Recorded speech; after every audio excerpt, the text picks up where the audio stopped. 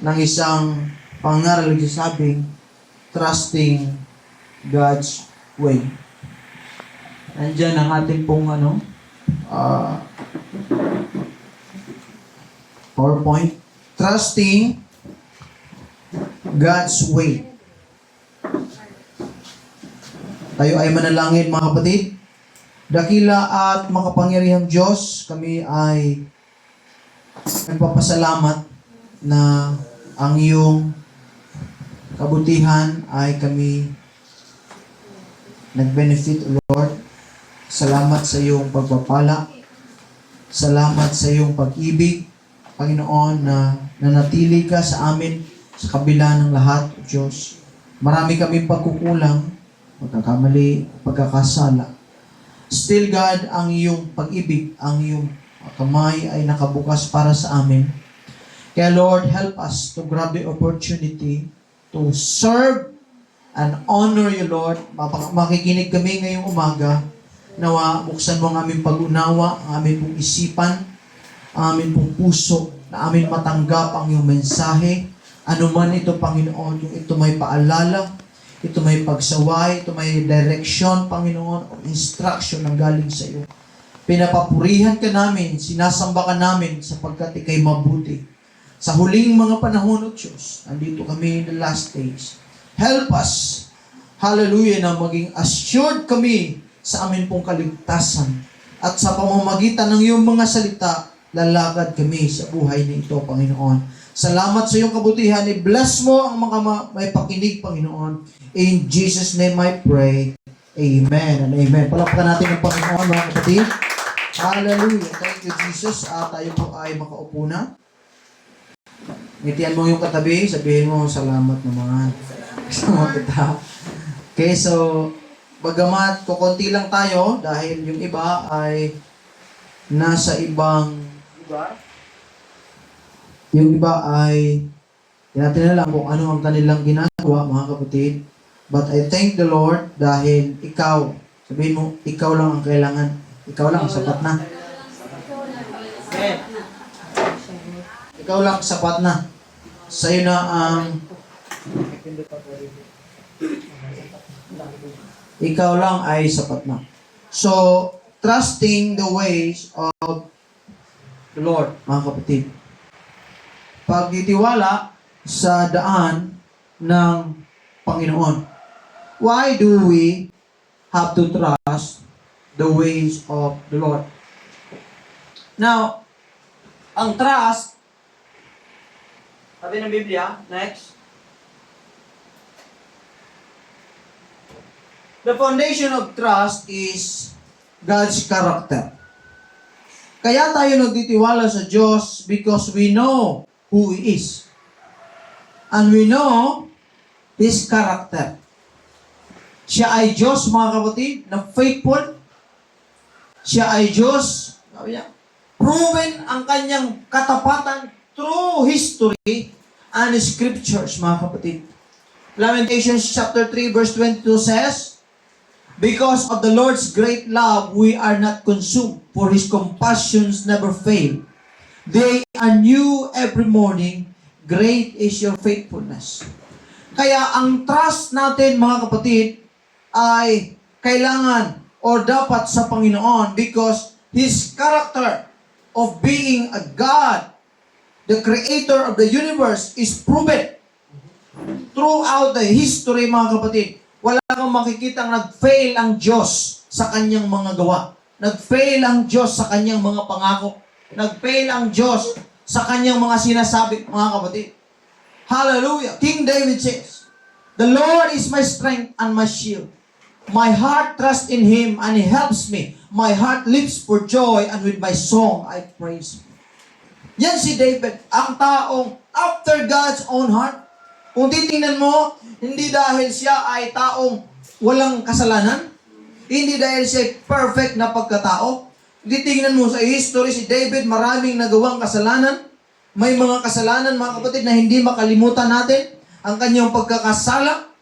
Pero dahil si David ay naglulong sa presensya ng Panginoon, lagi siyang nagpapakumbaba sa harapan ng Panginoon, at ang kanyang pagtitiwala ay laging naka-establish, mga kapatid, para sa atin pong Panginoon.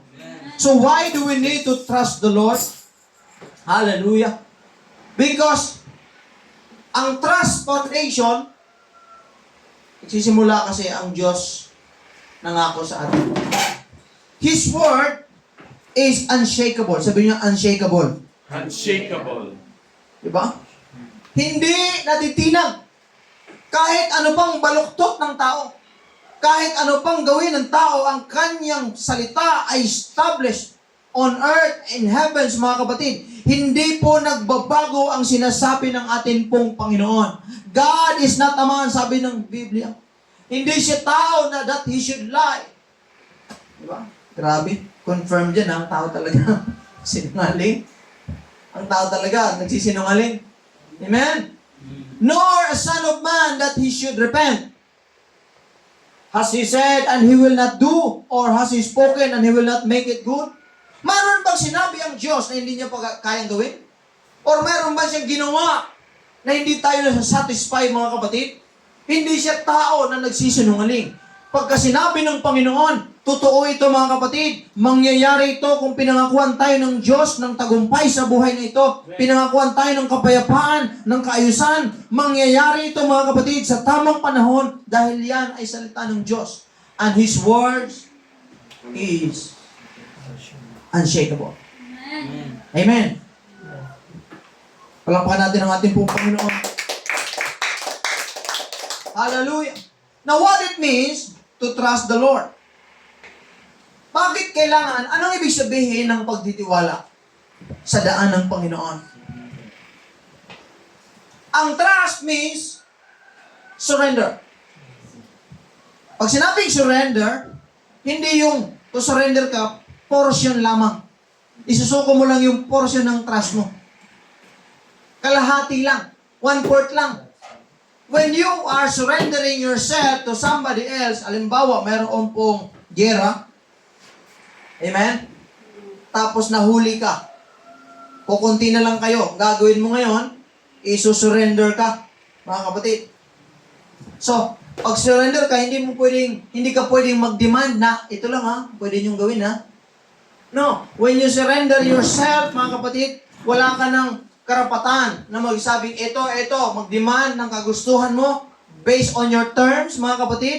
Pag-aari ka na noong sinusukuan mo. Now, in life, in our spiritual, when we surrender ourselves to God, mga kapatid, sinasabi natin, Lord, lead the way. Lord, I will follow you saan man ako mapunta. Basta ikaw ang kasama ko, Panginoon. Yan ang tunay na pagtitiwala sa Panginoon. Hindi dahil okay ang sitwasyon mo, kaya ka lang nagtitiwala sa Diyos. Hindi dahil nagtitiwala ka sa Panginoon, lahat smooth na, mga kapatid. Ang totoong surrendered life sa Panginoon, even though we are in the valley of the shadow of death, sabi ng Biblia, wala tayong takot. Why? For thou art with me. Your rod and your staff, they comfort me. Hindi tayo natatakot sa anumang pagsubok sa buhay. Hindi tayo natatakot sa lahat ng gawa ng kaaway. Why? Because kasama natin ang Panginoon. Pwede ba ako makiusap sa inyo ngayong umaga? Kasama mo ang Diyos. Sinamahan ka ng Panginoon. Hindi ka iwanan ng Panginoon. All you have to do is to trust in Him. And trust is surrender. King David says. Sabi ni King David, the Lord is my shepherd. I shall not want. Amen. Joseph says, lahat ng ginawa ng kaaway, lahat ng gawa ng kanyang mga kapatid laban sa kanya, though it is evil, but God turned it for good. Yan yung buhay ng trust, ng totoong confidence sa Panginoon. Yan yung taong mayroong totoong complete surrender sa harapan ng Panginoon, mga kapatid. Hallelujah! Hindi sila nag-expect ng basta-bastang kaginawaan lang, mga kapatid, sa buhay. Gusto kong guminawa. Amen? Diba? Yung mga nagsisimba na gusto lang may benefit sa Panginoon. Hindi totoong surrender life yun. Hindi totoong trust yun, mga kapatid. Yung nagsimba ka lang dahil alam mo may blessing, nagsimba ka lang dahil gusto mong mapaayos, yes, lahat yan maaaring mangyari sa buhay natin dahil kasama natin ng Panginoon. Pero ang tunay na trust, I want you to understand that ang tunay na tiwala sa Diyos, sinasabi mo sa sarili mo, kahit anong mangyari, ugain mo na ko, ang dami mong problema, pressure mga kapatid, sa trabaho, sa pag-ibig, sa pamilya, sa pera, sa lahat ng areas ng buhay ko, still my trust is in God, mga kapatid. I trust the Lord sa lahat ng areas ng buhay ko, mga kapatid. Ugain man tayo sa pananampalataya, ang Diyos ay pinagtitiwalaan natin. Tingnan mo si Joseph. Joseph once tested, mga kapatid. Although he has a dream, God gave him that dream na mangyayari sa kanya. Kaya lang, kung titingnan mo yung kanyang sitwasyon, titingnan mo yung kanyang kalagayan, hindi mo magugustuhan, mga kapatid. Why? Akala ko ba, Lord, okay. Akala ko ba smooth pagka nasa church ako? Hello? Hindi porket Christian ka na, wala ka ng problema. Amen. Hindi porket nagsisimba ka, wala ka ng pagsubok. In fact, mas makikita mo yung mga problema. Mas makikita mo yung mga pagsubok. Pero hindi tayo nabubuhay sa nakikita natin, mga kapatid. Amen. Hindi tayo dapat namumuhay ayon sa ating paningin. Namumuhay tayo ayon sa ating hindi nakikita. Ayon sa pananampalataya. And that's what faith is. Faith is the substance of things not seen. The evidence of things not seen, mga kapatid. Substance of things hoped for. Yan yung faith. Si Joseph, alam niya ang kanyang pupuntahan. Kaya lang, ang kanyang way, ang kanyang dadaanan, hindi niya alam. But he trusted God, mga kapatid. May tiwala siya sa Panginoon. Kahit anong ginawa sa kanya, sa kanyang buhay, mga kapatid, lahat ng, siguro, ng sabihin nating negative situation, nangyari na sa kanya, mga kapatid. Pero still, Joseph surrendered himself to God. Trusting God's way begins with surrender. Amen. Kapag hindi mo isunuko yung sarili mo sa Panginoon, yung kagustuhan mo sa Panginoon, mga kapatid, hindi talaga tayo magtatagumpay. Sabi ng Proverbs says, trust the Lord with all your heart. That means giving up our right to control and letting God to lead us. Hindi ko yung nagkokontrol ng lahat ng mga bagay, mga kapatid. Sa buhay natin, may mga panahon, God asks us to obey Him. Hallelujah! Pinakita niya yung kanyang gustong gawin sa atin, mga kapatid. Kagaya ng ginawa niya kay Abraham. Pinakita ng Diyos yung gagawin ng Diyos sa kanya. Kaya lang, hindi niya binigay yung kumpleto na detalye. Paano papunta doon? Sabi ng Lord, Abraham, go to this mountain. Offer him. Offer Isaac, mga kapatid. Hindi niya. Yung detalye, habang siya ay nag-go, nakikita niya yung detalye ng Panginoon. Is working. Sa buhay natin, mga kapatid. Now, why we should trust God, mga kapatid? Because ang kanyang daan ay perfect. His ways are perfect. Trust is obedience without full details. Kumbaga, ang tunay na trust, parang hindi na kailangang i-detalye ko sa yung gagawin ko lahat. Ito. Kapag totoo kang may tiwala, pag sinabi ng Diyos, go. You go. And you let the Lord lead you. Amen. Hindi ka lang sabi, Lord, paano kung ganito? Lord, paano kung ganyan? Paano yung trabaho ko, Panginoon? Paano yung boyfriend ko? Paano yung girlfriend ko? Paano lahat na? Gusto mo ng detalye. Hindi po yan tunay na trust. Ang tunay na trust, pag sinabi ng Diyos, go. Puntahan mo yon, gawin mo yon. You go and you do what God says. Hindi na kailangan mangingin ka ng full details sa Panginoon. Yan yung tunay na trust, mga kapatid. Amen? Hallelujah! Abraham, trusted the Lord. Ang Diyos, hindi siya binigyan ng kumpletong detalye, mga kapatid. Ang sinabi lang ng Panginoon, just go. Peter! Hindi naman ang Diyos nagsabi, kumbaga, si Peter, wala siyang capacity to walk on water. Wala siyang, kumbaga lahat, malaman mo, ay, pwede talaga siya lumakad. Pero when God says, Jesus says, come. Lord, gusto kong pumunta sa iyo. Sabi ng Panginoon, pumunta ka. At si Peter nakalakad sa tubig. Anong dahilan? Hindi dahil magaling siya. Hindi dahil may kakayanan siya. But because he trusts the word of Jesus Christ, that's why he can walk on water. Miracles will happen to your life when you completely trust God. Miracles, everything para sa iyo imposible mangyayari sa buhay mo mga kapatid. When you complete trust the ways of the Lord mga kapatid. You consider that His ways is better than your ways. Amen. Yes. Hallelujah. Now, His way is perfect. That's the reason why we need to trust God, mga kapatid. Ang kanyang mga daan ay matuwid. Perfect. Pag sinabing perfect, mga kapatid, hindi lang yung parang lahat smooth lang. No. Ang perfect, mga kapatid, is even though may mga pag-alog, may mga parang, nakaranas na ba kayo? Yung minsan, mayroon kayong pupuntahan, kaya lang, sinabi mo, parang iniisip mo, parang hindi yata ito. Pero tinuloy mo pa rin. Nung tumuloy ka doon, nagulat ka, yung pupuntahan mo, yun talaga. Kaya lang, nung nasa daan ka pa, akala mo hindi. Kaya lang tinuloy mo. Oftentimes, yun sa buhay natin, minsan, yung kalooban ng Lord, parang ayaw natin. Minsan, ayaw ng feelings natin, ayaw ng emotion natin. Di ba? Sino kanina yung tinamad pagising? Amen. Di ba? Sino kanina yung parang ayaw bumangan agad? Hallelujah. Diba? Praise God. Parang sarap pang matulog. Pupunta ako sa simbahan. Yun yung sinasabi ng laman mo. Matulog ka muna, magpahinga ka muna.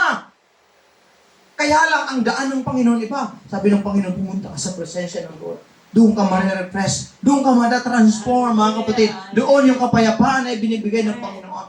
Now, His ways is perfect. And His ways brings peace. Grabe. Sino tinangangailangan ng peace? Amen. Hallelujah. Sa magulong mundong ating ginagalawan. Amen. May isang lugar na hindi nagbabago, na doon yung kapayapaan. Yan yung presensya ng ating pong Panginoon. Amen. Ang daan ng Panginoon, mga kapatid. Sa magulo, mga kapatid, na buhay natin, we are living in the world na full of darkness, mga kapatid. Andoon ang kapayapaan ng Panginoon. Walang kapayapaan dito sa mundo, mga kapatid. Magulo na ang mundo. Amen. Sa emotional, lahat, physical, literal talaga magulo. Nagkagera-gera na nga. Ang buhay ng pamilya, magulo. Ang asawa, hindi magkasundo. Ang mga anak, hindi sumusunod. Away every time, magkikita sa pamilya, walang kapayapaan. Why? Because wala ang presensya ng ating pong Panginoon. Wala sa kanila ang daan ng Diyos, mga kapatid. But if God is in us, mga kapatid, and the presence of God, and we obey the ways of the Lord, mga kapatid, it brings peace in our heart.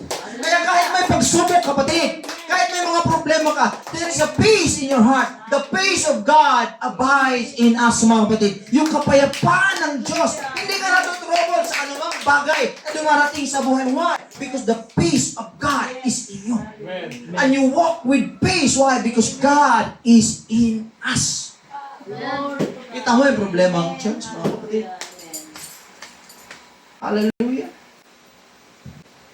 Sabi, hanggang August 15 na lang tayo.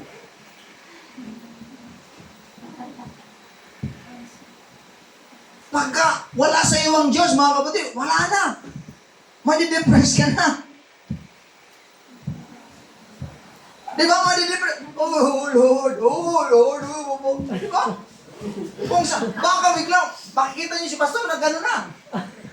Nagbuti baka lang, tapos nag-ano ng mga latang sa katawan. Di ba? He went crazy. Di ba? Because wala ang kapayapaan ng Diyos. Pero kapag ang Diyos, yan yung sinasabi.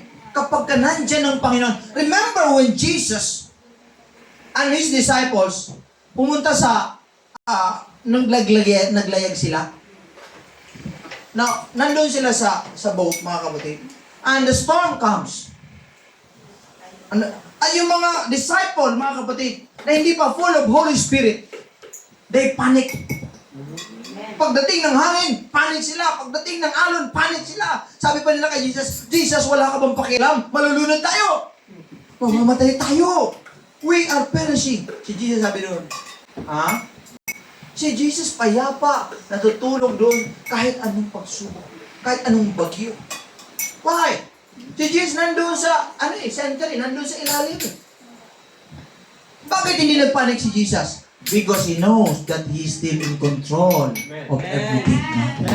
When you know that God is in control of everything, hallelujah, hindi ka nagpapanik, hindi ka na nadidepress sa anumang pagsubok, mga kapatid. Why? Because you know that God is in control of everything. You know that God's ways is better than our ways. May mga plano tayong gusto sa atin natin, kaya lang, kinoconsider natin na ang plano ng Diyos ay higit sa ating plano. Kaya magkaroon ka ng kapayapaan. Hello? Amen. Have peace, brother.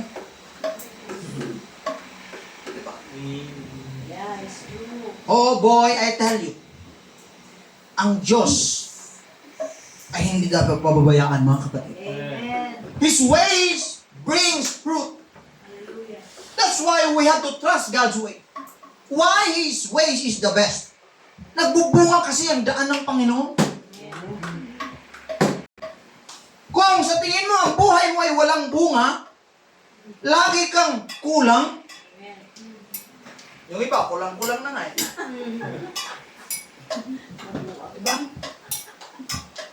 Yung iba ay hindi satisfied, walang rest, walang kapayapaan, walang gladness, walang joy, walang pag-asa, walang pag-ibig. Why? Because they are in the wrong way. They are living in the ways that seems para sa kanila okay yun, pero malayo sa ways ng Panginoon. But today, I encourage you, hindi ka aksidenteng naparito. Hindi aksidente na ang Diyos, hallelujah, ay tinawag ka, mga kapatid, sa lugar na ito para dumaan ka. Dito ka sa dadaan ng Panginoon because you will be fruitful. Gagamitin ka ng Panginoon sa marami pang kaluluwa, marami pang tao ang makakakilala sa Panginoon, and your life will bring fruit. Kapag nakita ka ng fruit, mga kapatid, nakikita mo, na-identify mo, mangga pala ito. Nakita mo kasi may bunga eh. Diba? Diba interested lang tayo sa puno minsan kapag may bunga na? Diba? Kung wala kang bunga, walang magkaka-interest sa'yo. Parang wala akong kausap. Parang wala akong kausap. Parang wala akong kausap. Parang wala akong kausap. Diba?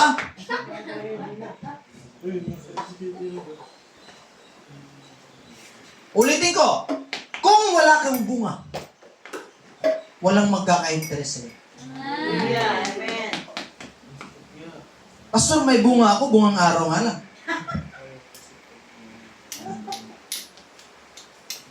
That's why God says you have to be connected Amen. to the vine. Once you are connected to the vine, that way mayroon kang fruit. And you will be fruitful. Sabi ng Biblia, makikilala ang aking mga anak, ang aking alagad sa pamamagitan ng kanilang bunga. You must be fruitful. And you are, the only way that we will be fruitful is when we abide to the ways of God and we choose God's way over our ways. Naintindihan nyo? Magiging mabunga lang tayo kapag nasa daan tayo ng Panginoon. Amen. Hindi man natin gusto minsan ng daan ng Diyos. Dahil gusto natin, happy-happy. Diba? Chill. Amen. Relax. Hello? Boy, I tell you.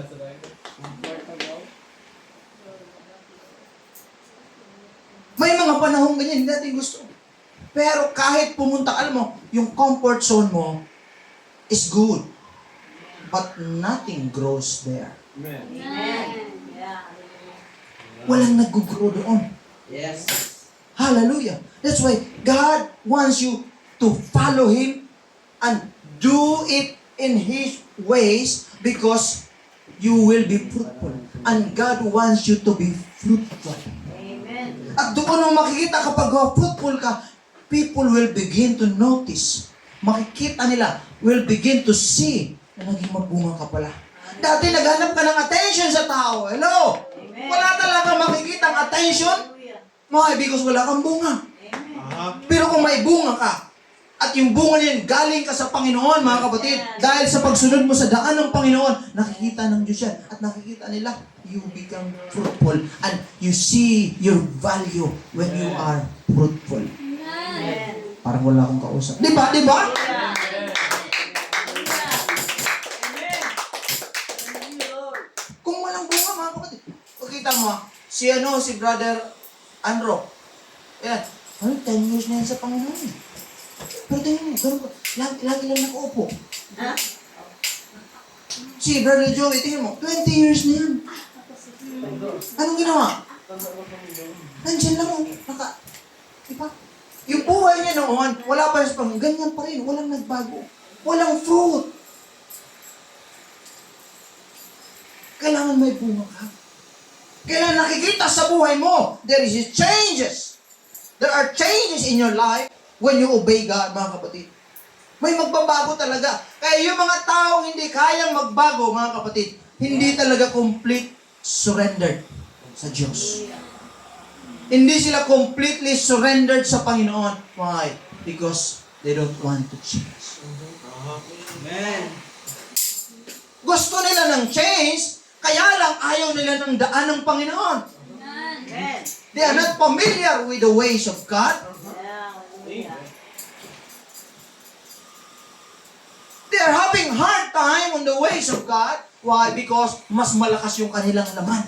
Amen. Hindi ang kanilang laman submitted sa Diyos. Ang kanilang laman hindi surrendered sa Panginoon, mga kapatid. Kaya anong gagawin? Gustuhin nila yung way nila. Kaya kakanta lang, after the end of the day, I did it my way.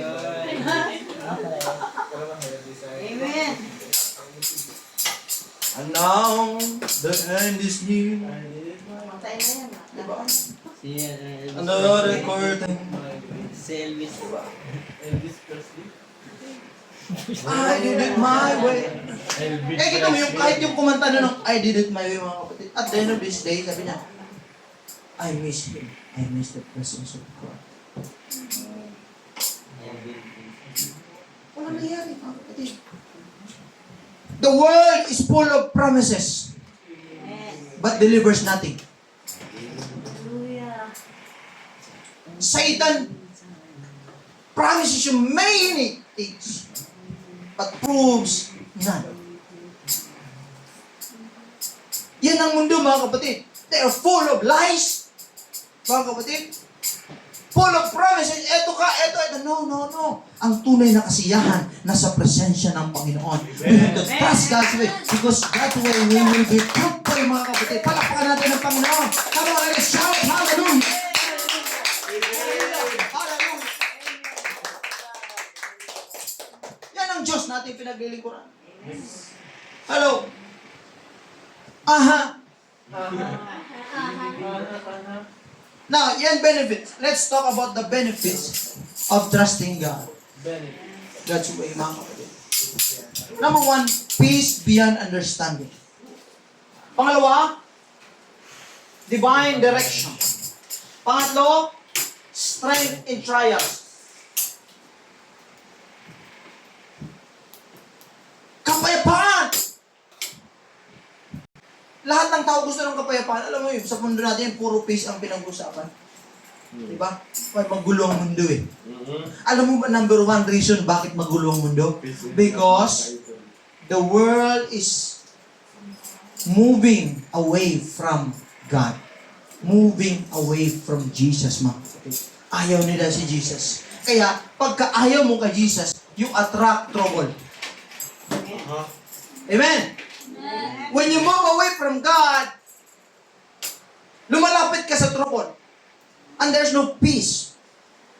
That's why si Eva at si Adan, na-experience nila ang misery, na-experience nila ang discomfort, na-experience nila ang curse. Why? Because they are removed in the Garden of Eden. At ang Garden of Eden represents the presence of God. Kapag ka ang tao umalis sa Diyos, huwag kang maniwalang mas masaya siya. Huwag kang maniwala na mas maligaya ka, mas payapa ka kung wala ka na sa Lord. No, there is no peace Amen. Amen. outside of God's presence. Amen. Because Jesus is the Prince of Peace. His presence brings peace beyond understanding, mga kapatid. God's peace, God's heart and mind. Yung mind mo, yung heart mo. Yung kapepahan ng Diyos. Nagpabantay niya. Divine direction. Ito yan. Marami, lalo sa mga kabataan, walang direksyon. Amen. May direction sila, one direction. Yung iba, no direction. Mga kapatid. Kita mo, yung one direction, yung band, di ba may band one direction? Wala na. Amen. Iba-iba sila ng direction.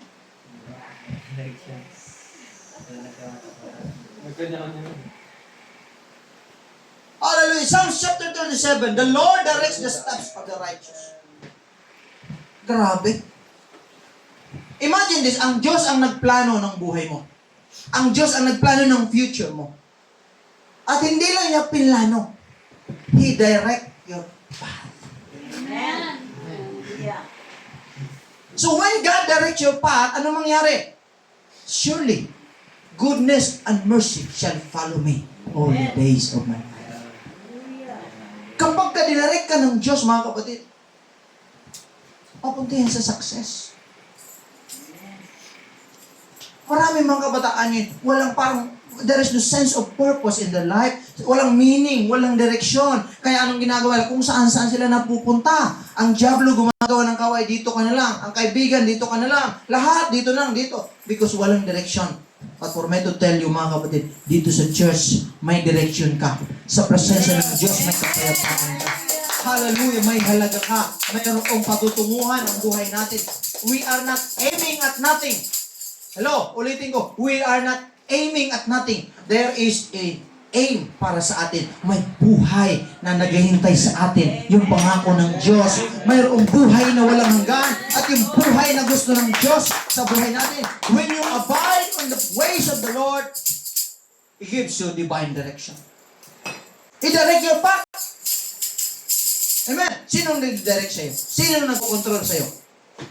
Yung mga plano mo, mga decision mo, sino nagko-control? Ikaw o ang Diyos? Dapat ang Diyos, mga kapatid. Gusto ko sanang pumunta ako sa ibang lugar ngayon. Pupunta ako sa ganito.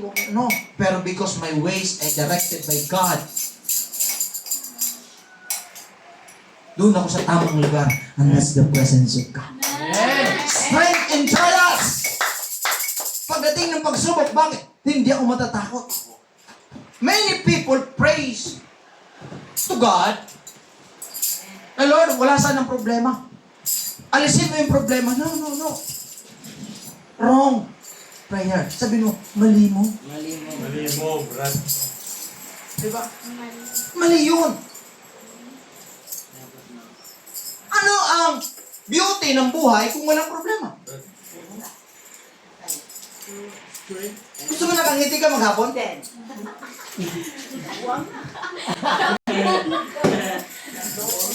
Diba? Are you crazy?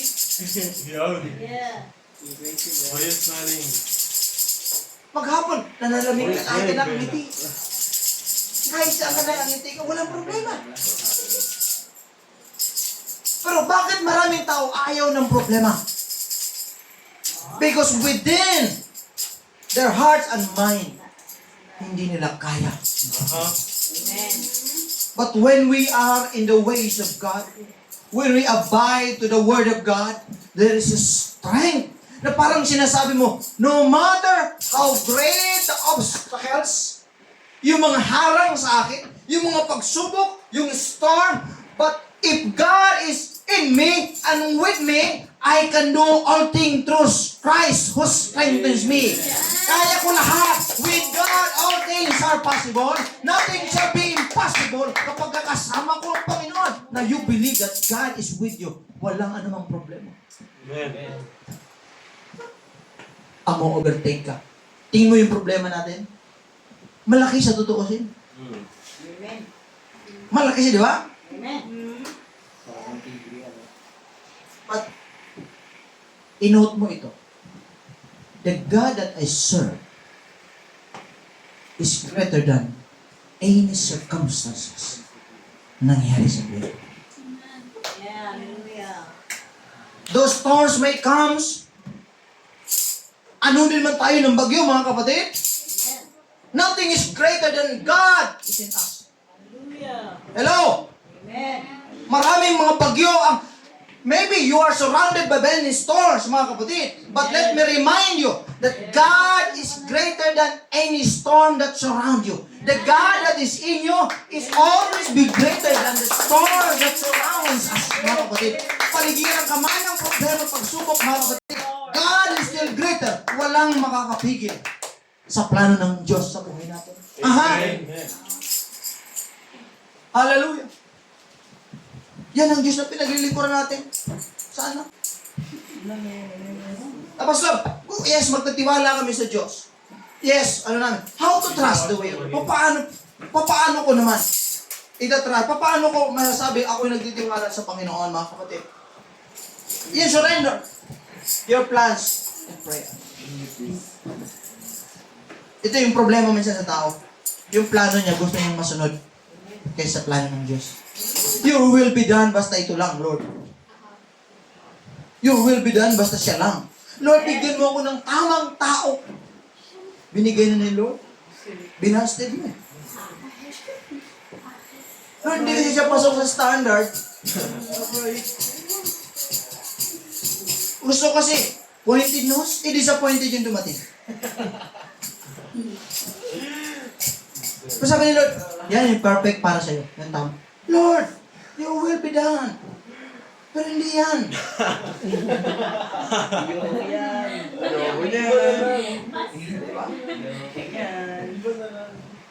Sa iba yan, Lord eh. Nagkamali ka yata. Pinag-usapan namin kagabi doon sa ano. Sabi nung, bakit pagkapanganak ng bata pa lang, nilalagyan na agad ng tinutusukan na dito. Nilalagyan na rin. Kasi nga, naging tradisyon, naging kultura yan. Sabi ni Sister Janice, mayroong nga discover na sinabi daw, para sa mark as slave. Alipin. Tinutusukan agad. Ang question, bakit tinusukan? Wala lang, Pastor. So, ibig ko ba sabihin, nagkamali ang Diyos, kulang ang disenyo ng Panginoon? Pag sinabi mo, Lord, ba't hindi mo binutasan? Kami na magbubutas. Napaniwala tayo eh. Kaya nag-usap kami, Pastor, paano yung jewelries? Paano yung mga ikaw na hanggang dito? Yung mga ano, paano yun? So, ang Diyos nagkulang nung nilikha ka. Pastor, paano yung ganito? Kaya sabi ko, kung naniwala kang pangit ka, mag-make up ka ng pagkakapal-kapal. Kapalan mo! Wow, ang kapal! Bendo. Masilya. Alam mo kasi pangit ka. Nagisan. Kasi akala natin yung ways natin tama. We are deceived. We are brainwashed by the society na ganito ka, eto ka, eto ka. Kaya naniwala ka. Kaya ang gagawin, yung kanilang mga binibenta sa ibibilin mo. Pero pinaniwala ka lang na pangit ka. Parang bigla. Pero alam mo kasi, kung mayroon kang salita ng Diyos sa puso, alam mo kasi, I was created in the image of God.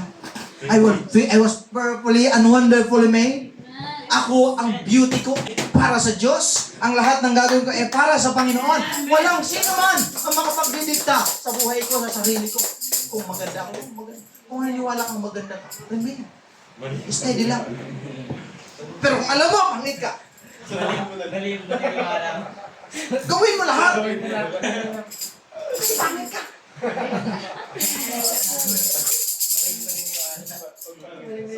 Hello? Pero ikaw kasi maganda ka. Sabihin mo sa katabi mo, ikaw maganda ka. Gwapo ka. Sabi mo, gwapo ka. Ano ba? Paniwalaan mo ang nanay mo. Ang nanay mo, lagi kang sinasabing, gwapo ka, anak. Maganda ka, anak. Ang mama mas nakakilala sa'yo kaysa sa iba. Bakit ba lagi natin piniplace yung sasabihin ng ibang tao? Bakit ba lagi natin iniisip yung sasabihin ng iba sa beauty ko? Hindi yun. At the end of the day, wala silang pakialam sa iyo. Bato. Wala silang ambag sa buhay mo, mga kapatid. Amen. That's why, today, I encourage you to choose to say, Lord, I will trust your way, not mine.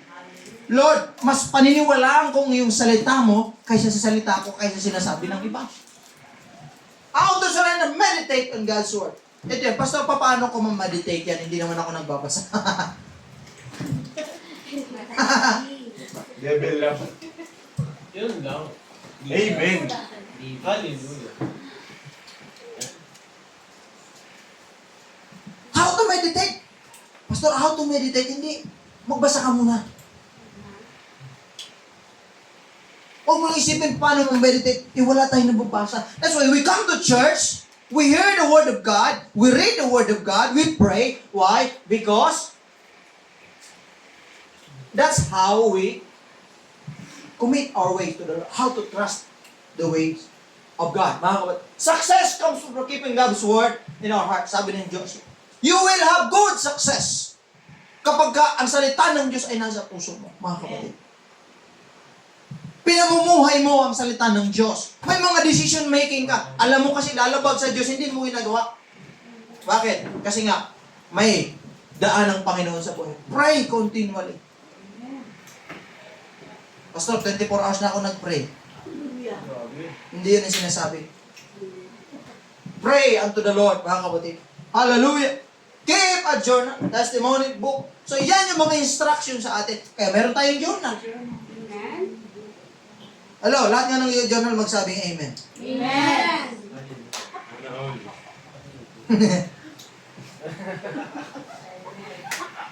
Amen, Lord. Kaya ako nag-email. Paano mo may meditate yan? Mas mahalaga pa yung ibang bagay kaysa sa Word of God. How can we be fruitful? If we don't abide in the Word of God, paano ko magiging fruitful? Kaya ang buhay, walang fruitful. Wala kang gana. Walang may attention. Walang pumapansin sa atin. Why? Because we are not fruitful. Why? Hindi tayo connected sa Diyos. Pangalawa, walang Word of God sa atin. Paano ka magiging fruitful? If you want to be fruitful and have good success, there is the Word of God. There is the Word of God. Hello? There is the Word of God. Di ba? Amen. My Word of God. Pansinin mo naman, sabi nila, pansinin mo naman ako. Amen. Ginawa ko sa'yo, pero hindi mo ako pinapansin, mga kapatid. Next. Hallelujah. Parang matagal yata, Brad. This is my conclusion today, mga kapatid. Sa buhay natin, bilang mga anak ng Panginoon, nakakaranas tayo ng pain. Sometimes, parang ang daan ng Panginoon ay mabagal. May mga panahong hindi natin ramdam ang Diyos sa buhay natin, mga kapatid. But I tell you today, sometimes the ways of God may be slower, harder, and para sa iyo unfamiliar, but it's always better. Tandaan niya. Mas better ang ways ng Panginoon kaysa sa ways natin, mga kapatid. Amen. Amen. Palakpakan natin ang Panginoon. Mga kapatid, maybe today, you are not at a crossroad of your life. One road para sa iyo is easy, but it takes you away from God's hand. Okay? One road para sa iyo, parang ito madali, dito comfortable ako, dito safe ako, dito easy lang. That's why dito ako. But remember, it takes you away from the will of God and the ways of the Lord. But there is another. It may be slower, it may be harder, mga kapatid. It may be uncertain, mga kapatid. But always remember that it is the way of God. And pagdating ng panahon, mga kapatid, si Lord nakakaalam. Kaya sabi niya, my thoughts is better than your thoughts. My ways is higher than your ways, mga kapatid. Sundin natin, piliin natin ang ways ng Panginoon. Ang pagtitiwala sa daan ng Diyos, mga kapatid, means pagkapit sa kamay ng Panginoon. Even when you can see and finish Amen. what He said. Even when you can see, hindi mo makita yung finish line. Parang wala nangyari. Yan yun. Hawak ka lang sa Panginoon. Kapit ka lang. May panahon, you don't need to understand it fully. Amen? Hindi mo maintindihan. Ako may mga tayo, hindi. Lord, parang hindi ko maintindihan, Panginoon. But I trust you. You just need to believe that He's faithful. He will lead you Amen. to His promise.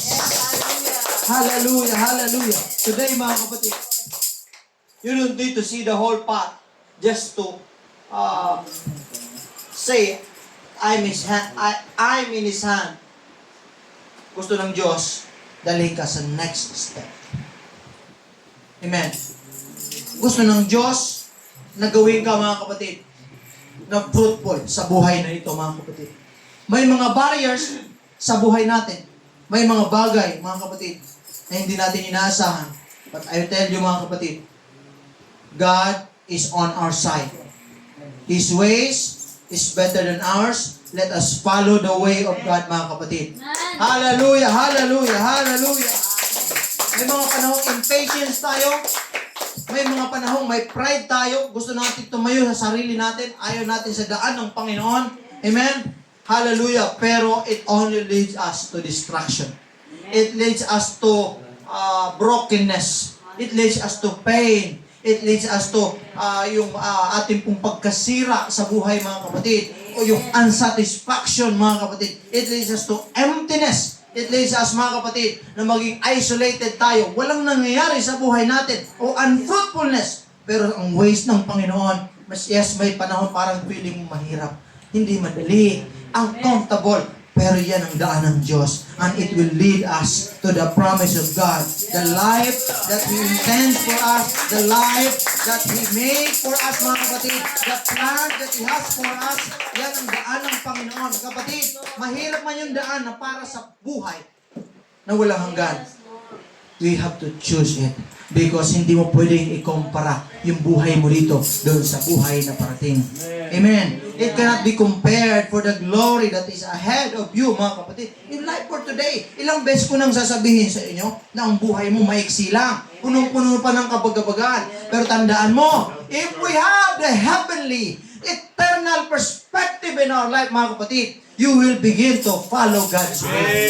You will begin to obey the Lord. You will begin to acknowledge the Word of God, the ways of God, the plans of God, the wills of God. Why? Because your life here is short and there is eternity na kapalit ng lahat ng bagay. So mag-ingat ka sa mga decision mo, sa ginagawa mo, sa pinaplano mo. Acknowledge God, mga kapatid, in your plan. Gawin mo ang best mo sa Panginoon. Commit yourself unto the Lord. Emotional ka, yes. Pero gusto ng Diyos, committed ka. Higit sa lahat. Amen. Palakpakan natin ang ating pong Panginoon. Tumayo tayong lahat, mga kapatid. Let us trust the Lord. Let us believe in His Word, mga kapatid. His Word is very clear for us, mga kapatid. Na hindi niya tayo pababayaan. Hallelujah. Hindi tayo iiwanan, mga kapatid. Hallelujah.